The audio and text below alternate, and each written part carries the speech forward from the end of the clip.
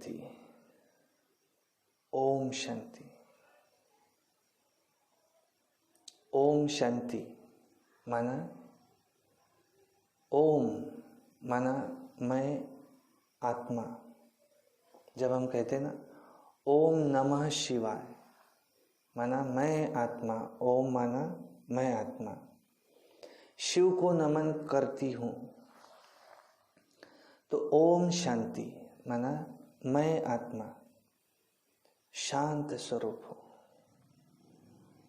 शांति मुझ आत्मा का स्वधर्म है। लेकिन जैसे जल का स्वधर्म क्या है? शीतलता। जल कैसा होता है? शीतल होता है। लेकिन जल जब अग्नि के कांटेक्ट में आता है तो वो कैसा होता है? गर्म हो जाता है। ऐसे ही मैं आत्मा जब विकारों के कांटेक्ट में आई, कौन से? काम, क्रोध, लोभ, मोह, अहंकार, तो मैं अशांत हुई। जैसे वो जल, उसका ओरिजिनल गुण धर्म शांति शीतलता है, लेकिन वो गर्म हो जाता है, उष्ण हो जाता है उष्णता के कांटेक्ट में आने से। ऐसे ही मैं आत्मा विकारों के कांटेक्ट में आने से अशांत हुई। लेकिन मुझ आत्मा का गुण धर्म क्या है ओरिजिनल? कि मैं आत्मा शांत स्वरूप हूँ। शांति मुझ आत्मा का गुण धर्म है। तो शांति कहाँ है? तो शांति बाहर नहीं है, शांति ये हमारे अंदर है। जैसे एक रानी थी तो उसके गले में हार था सोने का, तो वो गुम गया, बहुत ढूंढ रहे।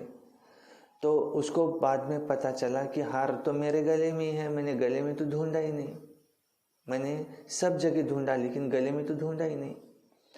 तो इसलिए जैसे उसके गले में हार था, ऐसे शांति कहाँ है? तो मेरे अंदर ही शांति है।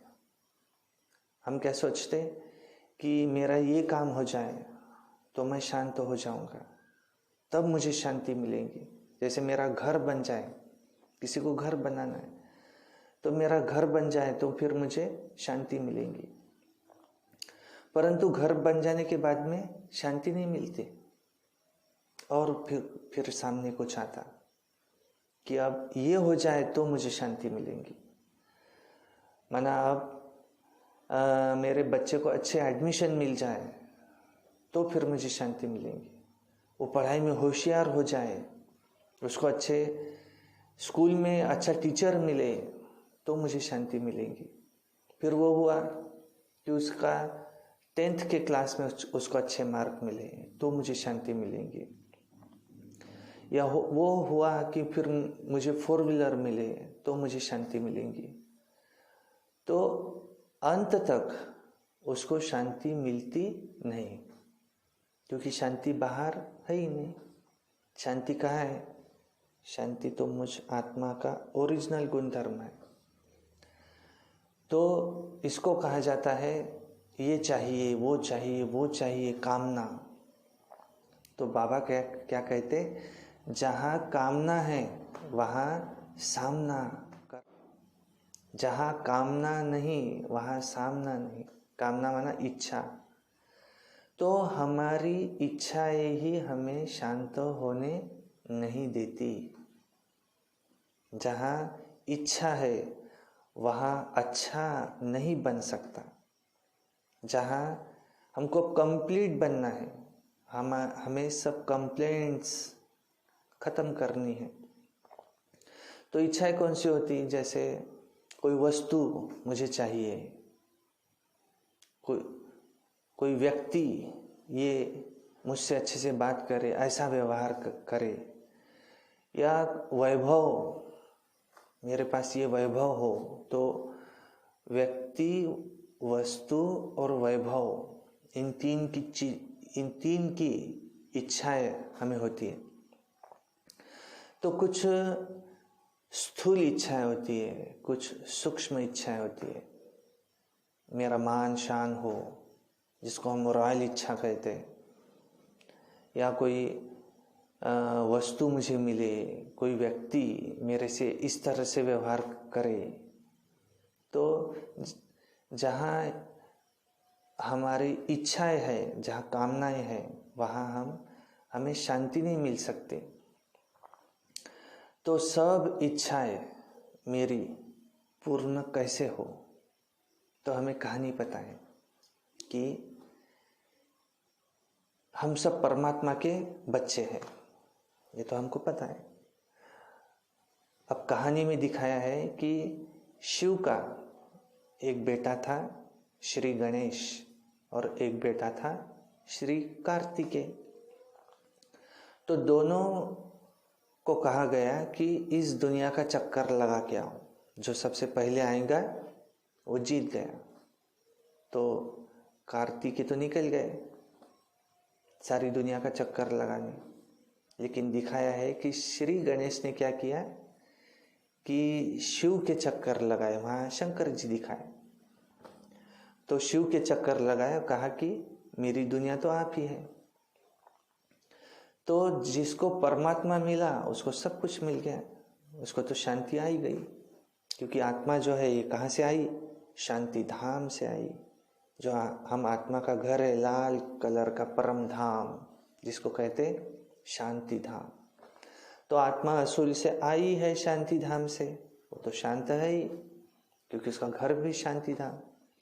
फिर उसका जो पिता है परमात्मा, वो भी कैसा है? शांति का सागर है। इसलिए कहा, 3 बार कहा, ओम शांति, ओम शांति, ओम शांति। माना मैं आत्मा शांत स्वरूप हूँ, मुझ आत्मा का घर शांति धाम है, और मुझ आत्मा के पिता शांति के सागर है। तो मैं हुई शांत स्वरूप। तो मुझे शिव बाबा मिला, माना सब कुछ मिला। जैसे उस श्री गणेश ने क्या किया? शिव के चक्कर लगाए। तो अब मुझे क्या चाहिए? मेरी सारी इच्छाएं खत्म हो गई। क्योंकि मेरी सारी इच्छाएं खत्म क्यों हुई? क्योंकि मुझे क्या मिला? वो मुझे वस्तु कौन सी मिली? तो मुझे वस्तु मिली शिव बाबा, परमात्मा, जिसका नाम है शिव, परमपिता शिव परमात्मा। ये ज्योतिर्बिंदु स्वरूप है और ये परम धाम के निवासी है। तो मुझे वस्तु कौन सी मिली? शिव। ये वस्तु मुझे मिली तो मैं शांत हुआ। अब मुझे कुछ नहीं चाहिए। फिर बाद में मुझे व्यक्ति, जो मैं आज तक सोचता था कि ये मेरे संबंधी मुझसे ऐसे रहे, तो मुझे वस्तु मिली, व्यक्ति मिला, शिव बाबा। सारे संबंध मैंने किससे जोड़े? शिव बाबा से जोड़े। अब मुझे, मेरी कोई इच्छा नहीं है कि कोई मेरे से ऐसे ही व्यवहार करे, कोई मुझसे ऐसे ही रहे, नहीं।